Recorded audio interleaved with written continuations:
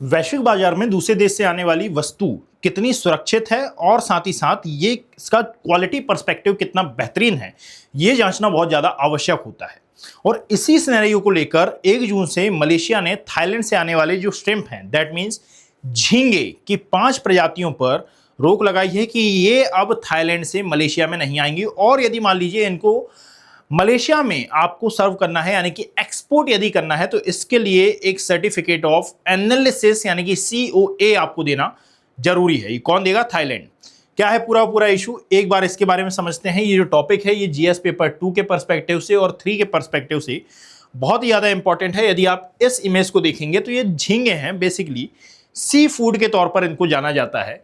GS paper 2 में India and neighbourhood relation के बारे में आप इस टॉपिक को इंपॉर्टेंट मान सकते हैं। साथ में रीजनल ऑर्गेनाइजेशन जैसे कि लाइक आसियान कॉपरेशन वगैरह, इसके सिनेरियो में ये इंपॉर्टेंट हो जाता है। GS पेपर 3 में यदि हम बात करें तो international trade, food processing industries के सिनेरियो में और फिशरीज सेक्टर यानी कि जो कि आज दुनिया के सबसे बड़े एक्सपोर्ट इंपोर्ट सेक्टर्स में से काउंट किया जाता है, उसके सिनेरियो में भी इंपॉर्टेंट है। ब्लू इकोनॉमी का ये पार्ट है और सप्लाई चेन मैनेजमेंट के सिनेरियो में इंपॉर्टेंट हो जाता है।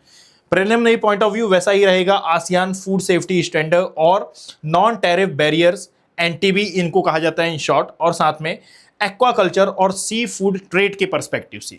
सुनिएगा, लिखा है कि Malaysia to suspend import of sea bass and 5 Thai shrimp species from 1 June, यानी कि 1 जून से अब जो मलेशिया है वो इन झींगों की 5 प्रजातियों को अपने देश में एंटर नहीं होने देगा, वो जो कि थाईलैंड से मेनली आती हैं।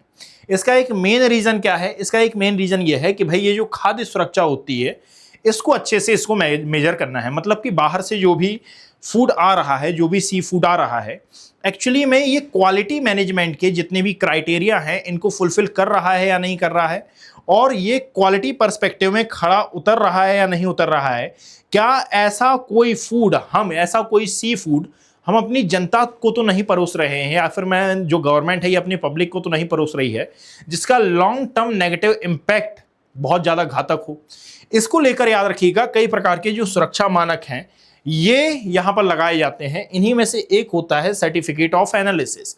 मतलब कि मलेशिया गवर्नमेंट ने ये कहा है थाईलैंड की गवर्नमेंट से कि भाई ये जो 5 प्रजातियां हैं, 5 प्रकार के जो झींगे हैं, इसमें टाइगर प्रॉन और साथ में जो व्हाइट लेग श्रिम्प्स आता है, ये प्रमुख है, और मछलियां भी इसमें कुछ हैं। सो ऐसा नहीं है कि पूरा आप इसका व्यापार ही बंद कर दें, अपितु अब जो भी ये झींगे और मछलियों का व्यापार आप करेंगे इसके साथ एक सर्टिफिकेट ऑफ एनालिसिस देना होगा। दैट मीन्स ये क्वालिटी में अच्छे हैं, इनके अंदर किसी भी प्रकार की कोई भी बीमारी नहीं है और ये खाने योग्य हैं, मतलब कि ये सी फूड सुरक्षित है, इसका एक सर्टिफिकेट आपको देना होगा। इस सर्टिफिकेट को नाम दिया गया है क्या? Certificate of analysis. दूसरी बात यह है कि असल में इसका एक जो मेन उद्देश्य आता है वो ये भी है कि भाई यदि मान लीजिए थाईलैंड चाहे तो मलेशिया पर भी कल को ये जो सर्टिफिकेट ऑफ एनालिसिस है इसका यूज कर सकता है।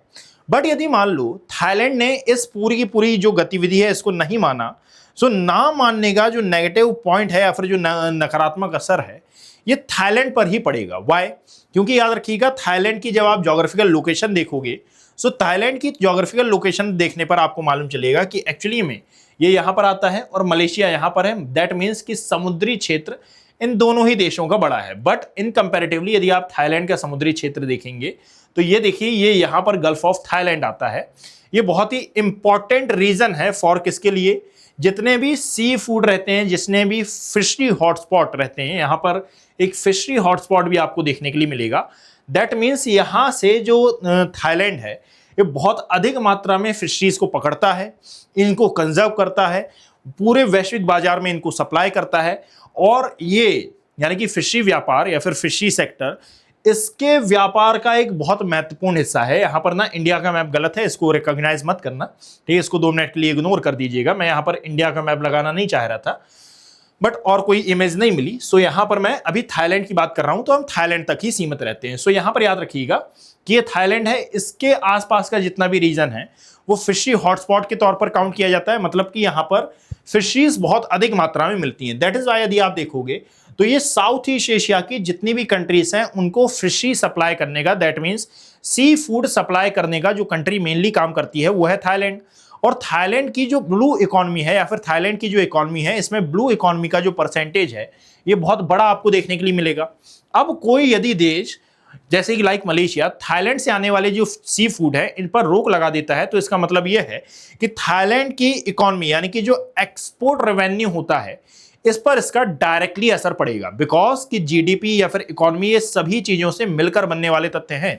ये किसी भी एक चीज से प्रभावित भी हो सकते हैं और एक चीज से ये बूम की कंडीशन में भी जा सकते हैं। सो यहां पर याद रखना एक्सपोर्ट प्रभावित होगा, साथ में जो डोमेस्टिक सप्लाई है या फिर जो डोमेस्टिक ओवर सप्लाई है ये हो सकती है। वाई?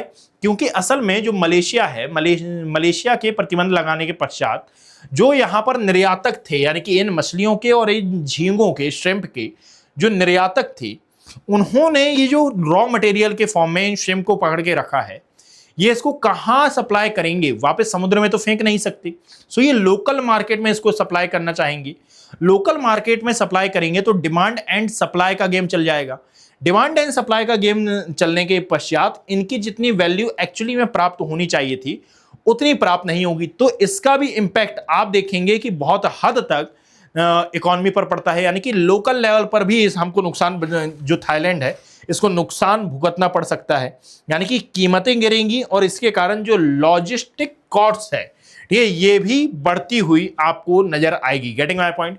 यानी कि यहां पर यदि हम देखें तो नए प्रतिबंध और उनके क्या कारण हैं, तो सबसे पहले तो प्रतिबंधित जो प्रजातियां हैं इसमें आता है सी बास, it is a type of fish, और 5 प्रकार के झींगे हैं जिसमें टाइगर प्रॉन और व्हाइट लेग श्रिम्प इसमें मेनली आता है। इसका मेन कारण क्या है कि जो सख्त खाद्य सुरक्षा मानक है इसको हमको बरकरार रखना है, यानी कि मलेशिया को बरकरार रखना है। सी बास के हर आयात के साथ अब स्वास्थ्य मानकों की पुष्टि के लिए जो सर्टिफिकेट ऑफ एनालिसिस है ये अनिवार्य होगा।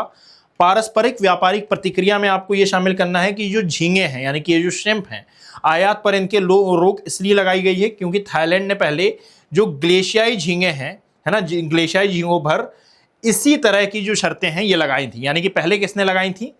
पहले लगाई थी थाईलैंड ने, अब लगाई है मलेशिया ने। इसका प्रभाव और निर्यातकों के लिए क्या सलाह है? प्रभाव ये हुआ कि जो घरेलू अधिशेष है इसका जोखिम हो जाएगा, यानी कि स्टोरेज, हमारे यहाँ जो खाद्य की स्टोरेज है ये बहुत ज़्यादा बढ़ सकती है थाईलैंड में। मेरा तकिया का राम है हमारी। सो थाईलैंड की मैं बात कर रहा हूँ। निर्यात रोकने से जो थाईलैंड है ना, इसमें झींगों की अधिकता हो सकती है जिससे कीमतों में गिरावट आने की संभावना है। वैकल्पिक बाजारों की अब ये थाईलैंड जो है ये खोज करेगा, क्योंकि हर एक झींगे को, हर एक मछली को ये जो सर्टिफिकेट ऑफ एनालिसिस है ये दिया जाना पॉसिबल नहीं है। इससे जो कीमत है ये और ज़्यादा बढ़ेगी ही, जो व्यापार है इस पर नेगेटिव इम्पैक्ट ही पड़ेगा। दैट इज वाई ये पॉसिबल नहीं हो सकता है। इसलिए अब जो थाईलैंड है ये नए व्यापारिक मार्गों की खोज भी करेगा, यानी कि निर्यातकों को घाटे से बचने के लिए तुरंत अन्य अंतर्राष्ट्रीय और घरेलू बाजारों की ओर रुख करने की सलाह यहाँ पर दी जाती है।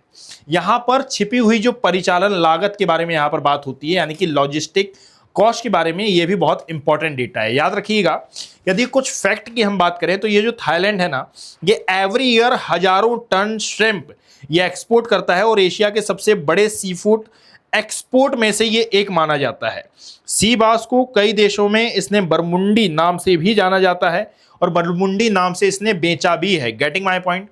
नाउ यदि आप इसी में आगे देखेंगे तो विश्व में लगभग जो 50% सी फूड है ये समुद्र से नहीं बल्कि जो एक्वेटिक फार्म्स होती हैं इससे आता है, और ये एक्वेटिक फार्म बहुत अधिक मात्रा में आपको जिस एरिया में देखने के लिए मिलेंगी वो और कोई नहीं है, वो थाईलैंड वाला रीजन है। दैट मीन्स कि ये सी फूड का व्यापार थाईलैंड के लिए बहुत ही ज़्यादा एसेंशियल है, उसकी इकोनॉमी का एक बहुत ही मेजर पार्ट है, और यही कारण है कि ये जो न्यूज़ है ये हमारे लिए इंपॉर्टेंट है। यानी कि यदि कल को कोई ऐसा कंट्री आए और बोले किसी भी अदर कंट्री से, जैसे थाईलैंड भी है, मलेशिया भी है, जापान भी है, जो सी फूड का व्यापार करते हैं, उन सभी में ब्लू इकोनॉमी बहुत ही ज़्यादा इंपॉर्टेंट हो जाती है। दैट मीन्स, और आसियान देशों की यदि हम बात करें तो याद रखिएगा कि आसियान देशों का जिक्र यहाँ पर क्यों हुआ है। बेसिकली आसियान के जो सदस्य देश है ना, इनके बीच में फ्री ट्रेड को बढ़ावा दिया जाता है, लेकिन ये जो घटना है ये दिखाती है कि फ्री ट्रेड होने के बावजूद भी जो फूड सेफ्टी बैरियर्स हैं ये लगाए जा सकते हैं। नॉन टैरिफ बैरियर्स आज इंटरनेशनल ट्रेड में अपनी महत्वपूर्ण भूमिका निभा रहे हैं और रीजनल ट्रेड ये पॉलिटिक्स में भी बहुत ज़्यादा महत्वपूर्ण होती जा रही है और इसीलिए यहाँ पर आसियान की चर्चा हुई है। असल में जो आसियान क्षेत्र है यहाँ पर जो सी फूड ट्रेड है ये बहुत बड़ा बिजनेस है। थाईलैंड है ये दुनिया के सबसे बड़े सी फूड एक्सपोर्टर्स में से एक है और मलेशिया भी फिश और श्रिम्प का बहुत बड़ा कंज्यूमर मार्केट है और दोनों देशों के बीच में वर्षों से जो सी फूड ट्रेड है ये चलता रहा है और हाल ही में ये मुद्दा उठा है जो कि है एक्चुअली में फूड सेफ्टी का, डिजीज कंट्रोल का और क्वालिटी सर्टिफिकेशन का। और इसीलिए कई देशों में इंपोर्ट रेफ्यूजीज यानी इंपोर्ट जो रूल्स हैं ये सख्त हुए हैं और इसका असर आसियान पर भी पड़ेगा। दैट इज व्हाई मैंने बताया था कि आसियान से भी ये कनेक्ट है। यदि ये सेशन आपको पसंद आया हो तो आप इसको लाइक कर सकते हैं, सब्सक्राइब कर सकते हैं चैनल को, साथ में इस वीडियो को ज़्यादा से ज़्यादा शेयर कर सकते हैं और यहाँ पर जहाँ पर भी आपने ये सब्जेक्ट के बारे में लिखा होगा, टॉपिक के बारे में लिखा होगा, वहाँ पर जाकर इसको आप नोट डाउन कर लीजिएगा। बाकी मिलते हैं ऐसे ही किसी अदर इंफॉर्मेटिव वीडियो के साथ। Thank you, have a great day.